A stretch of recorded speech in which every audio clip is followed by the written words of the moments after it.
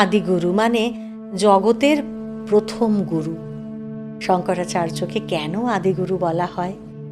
তাহলে তাঁর আগে কি আর কোনো গুরু ছিলেন না?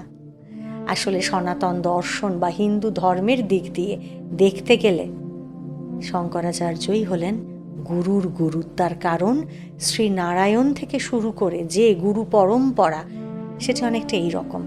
নারায়ণ, ব্রহ্মা, বশিষ্ঠ, শক্তি, পরাশর, ব্যাসদেব, শুকদেব, গৌড়পাদ, গোবিন্দপাদ, আদি শঙ্করাচার্য। গৌড়পাদ আর গোবিন্দপাদ মূলত ভাব ও ভাষ্য রচনা করেছেন এবং অদ্বৈত বেদান্তের মূল তত্ত্বগুলিকে আগলে নিয়ে শঙ্করের জন্য অপেক্ষা করেছেন। সনাতন দর্শনের প্রচার এবং প্রসারের কাজটি করেছেন আদিগুরু শঙ্করাচার্য।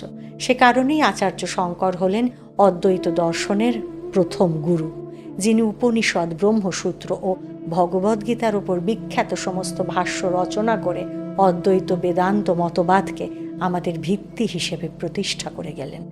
সনাতন ধর্মের আদর্শ ধরে রাখতে ভারতের 4 প্রান্তে 4টি মঠ স্থাপন করলেন।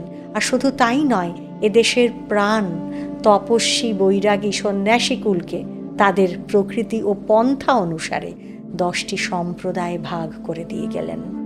বলা ভালো, সন্ন্যাসী সমাজের মাথার ওপরে ছাদ বিছিয়ে দিলেন আচার্য শঙ্কর। সকল মতের আর সকল পথের এই মহাগুরুকেই তো আদিগুরু বলা যায়।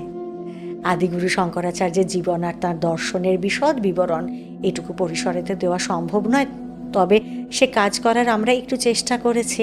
আদিগুরু আর তাঁর জীবন নিয়ে একটি প্লেলিস্ট রয়েছে আমাদের চ্যানেলেই। ডিসক্রিপশন বক্সে তার লিঙ্কও দেওয়া হলো। যারা এখনও শোনেননি, শুনে নিতেই পারেন। আশা করি এক নতুন দিগন্তের সন্ধান পাবেন। আমাদের সঙ্গে থাকুন আর শুনতে থাকুন এভাবেই প্যাস্টেল স্পিরিচুয়াল। আপনার আমার সকলের ভালো থাকার পাসওয়ার্ড।